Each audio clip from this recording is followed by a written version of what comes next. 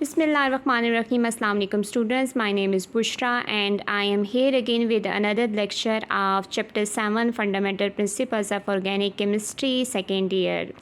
आज का हमारा टॉपिक है 7.9 hybridisation of orbitals and the shapes of molecule के बारे में। तो स्टूडेंट्स, आपने जो हाइब्रिडाइजेशन फर्स्ट ईयर में पढ़ी थी एज़ इट इज़ ही यहाँ पर भी उसके बारे में है, वही आपने तरीका यहाँ पर भी अपनाना है जैसे आपने फ़र्स्ट ईयर में उसको किया था। वहाँ पर आपने हाइब्रिडाइजेशन जो थी वो आपने मीथेन की भी पढ़ी थी, आपने अमोनिया की भी पढ़ी थी, वाटर की भी पढ़ी थी, इसके अलावा आपने बेरिलियम क्लोराइड की भी पढ़ी थी और इसके अलावा आपने बोरोन ट्राईफ्लोराइड की भी पढ़ी थी।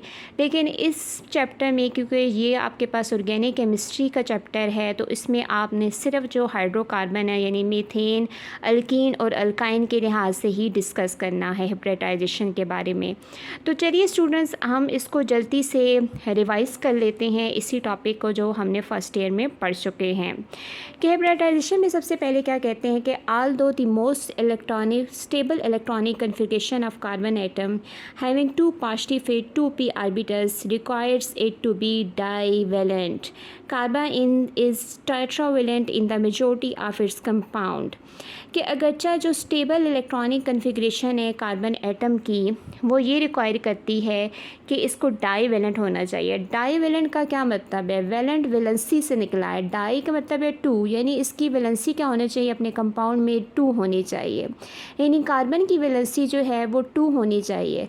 अब ये बात जो है वो आपके पास आती है, कहाँ से आती है? वैलेंस बांड थ्योरी से आपके पास आती है। वीबीटी थ्योरी जो थी, वैलेंस बांड थ्योरी क्या कहती थी कि आपके पास जितने नंबर ऑफ़ अनपेयर इलेक्ट्रॉन्स होते हैं किसी भी एटम के, वो एटम उतने ही नंबर ऑफ़ बांड बनाता है। ठीक है, तो इस लिहाज से अगर देखा जाए तो कार्बन की आप इलेक्ट्रॉनिक कन्फिगरेशन यहाँ पे देखने हैं। कार्बन जो है उसकी एटॉमिक नंबर जो है वो आपके पास 6 होता है, तो इसकी इलेक्ट्रॉनिक कन्फिगरेशन क्या बनेगी? 1s2, 2s2, 2px1, 2py1 and 2p0, यानी 2 के अंदर 1s के अंदर जहाँ पे 2 आ गया इलेक्ट्रॉन, यहाँ पे 2s के अंदर भी 2 आ गए क्योंकि s के अंदर मैक्सिमम 2 इलेक्ट्रॉन होते हैं और p के अंदर मैक्सिमम 6 होते हैं और p के जो होते हैं वो 3 डीजेनरेट ऑर्बिटल्स होते हैं, px, py और pz होते हैं।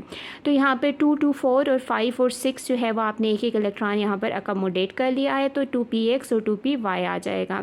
अब अगर इस लिहाज से हम इलेक्ट्रॉनिक कन्फिगरेशन कार्बन एटम की देखें तो कार्बन इस लिहाज से जो है उसको 2 बांड बनाने चाहिए। अगर हम वीबीटी थ्योरी की बात करें, वैलेंस बांड थ्योरी की बात करें, तो इस तरीके से कार्बन को जो है वो 2 बांड बनाने चाहिए और डाई वैलेंट होना चाहिए इसको, यानी यहाँ पे 2 वैलेंसी शो करनी चाहिए इसको, यानी किसी भी दूसरे एटम के साथ ये है 2 जो है वो अनपेयर इलेक्ट्रॉन जो इसके हैं वो किसी और 2 एटम्स के साथ अनपेयर इलेक्ट्रॉन के साथ वो बांड बनाएंगे और इस वजह से इसको डाई वैलेंसी शो करनी चाहिए। लेकिन कार्बन जो होता है वो अपने मेजॉरिटी ऑफ कंपाउंड्स के अंदर टेट्रावेलेंट होता है। अब टेट्रावेलेंट का मतलब क्या है कि ये 4 की वैलेंसी शो करता है, यानी कार्बन जो होता है वो अपने जितने भी कंपाउंड्स हैं उसके अंदर जो है वो कार्बन के नज़र आते हैं कि ये 4 बांड बना रहा है। तो इस लिहाज से अगर हम वीबीटी थ्योरी पर ही अगर हम एक्सप्लेन करें तो उस लिहाज से तो कार्बन को डाईवेलेंट होना चाहिए, लेकिन कार्बन तो टेट्रावेलेंट है।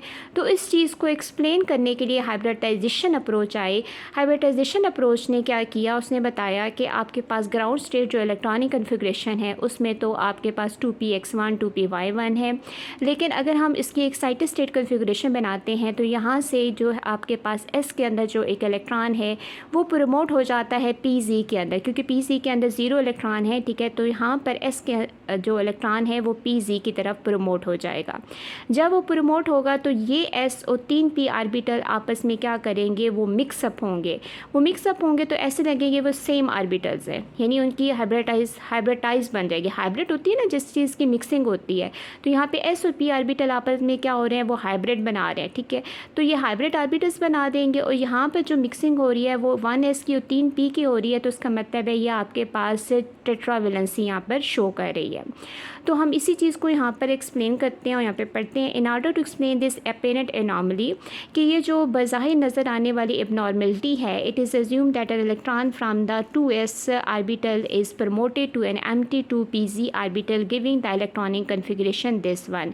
कि इस अपेरेंट जो आपके पास एबनॉर्मलिटी नज़र आती है, एनॉमली नज़र आ रही है, उसमें अज्यूम ये किया जाता है हाइब्रिडाइजेशन में कि एक इलेक्ट्रॉन जो है वो 2s ऑर्बिटल से वो प्रमोट होकर Mt2Pz ऑर्बिटल के अंदर आ जाता है और उसमें इलेक्ट्रॉनिक कन्फिग्रेशन आपको इस तरीके की देता है। अब जो ground state electronic configuration students आपने लिखनी होगी कार्बन की, वो 1s2 2s2 2px1 2py1 और 2p0 लिखेंगे आप। और excited state electronic configuration carbon के आप लिखेंगे 1s2 2s1 2px1 2py1 and 2p1। और ये कैसे आई, आपने s से एक इलेक्ट्रॉन प्रमोट किया है z के अंदर। अब एक्साइटेड स्टेट इलेक्ट्रॉनिक कन्फिग्रेशन जो होती है वो अब यहाँ पर देखिए टेट्रावेलेंसी कार्बन की एक्सप्लेन करिए। अब कार्बन के पास 4 अनपेयर इलेक्ट्रॉन आ गए हैं। अब 4 अनपेयर इलेक्ट्रॉन आ गए तो ये 4 जो है वो किसी भी एटम के साथ जो है वो बॉन्ड बना सकते हैं उनके अनपेयर इलेक्ट्रॉन के साथ। और इस तरीके से हमने टेट्रावेलेंसी कार्बन की हाइब्रिडाइजेशन अप्रोच से एक्सप्लेन कर दी।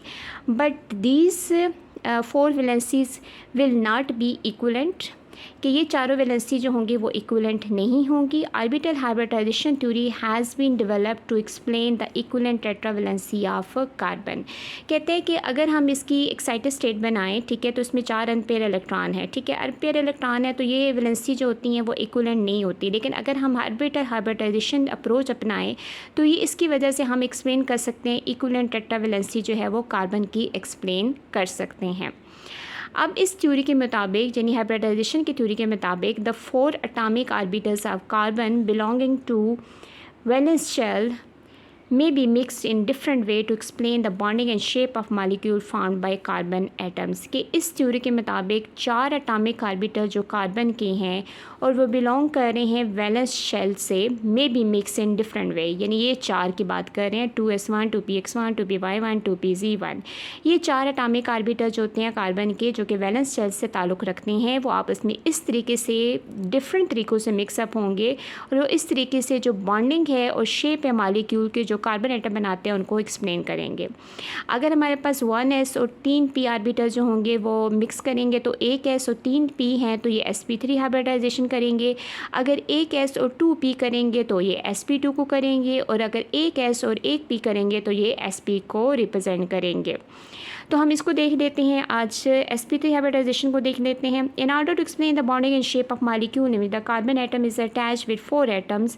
All these 4 atomic orbitals are mixed to give rise to 4 new equivalent hybrid atomic orbitals having same shape and energy. This mode of hybridization is called tetrahedral or sp3 hybridization।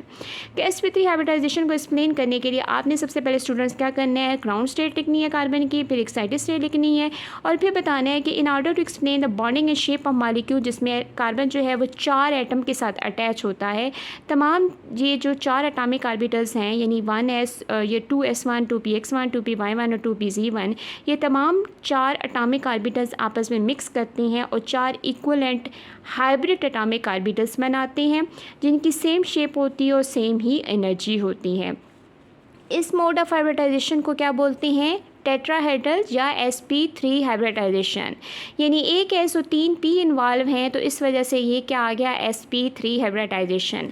अब यहाँ पे देखें, ये आपके पास 2s वाला orbital है, ये 2px है, 2py है, 2pz। आपने जो शेप ऑफ एटॉमिक ऑर्बिटल्स जो हैं जो आपने पढ़ा था चैप्टर 5 में फर्स्ट ईयर में, वो इसी तरीके से s वाले जो है वो उसको स्फेरिकल से रिप्रेजेंट करते हैं। p वाले जो डीजेनरेट ऑर्बिटल होते हैं, एक को x एक्सिस के अलॉन्ग, एक को y एक्सिस के अलॉन्ग और एक को z एक्सिस के अलॉन्ग जो है वो लिखा जाता है और उसको शेप बनाई जाती है।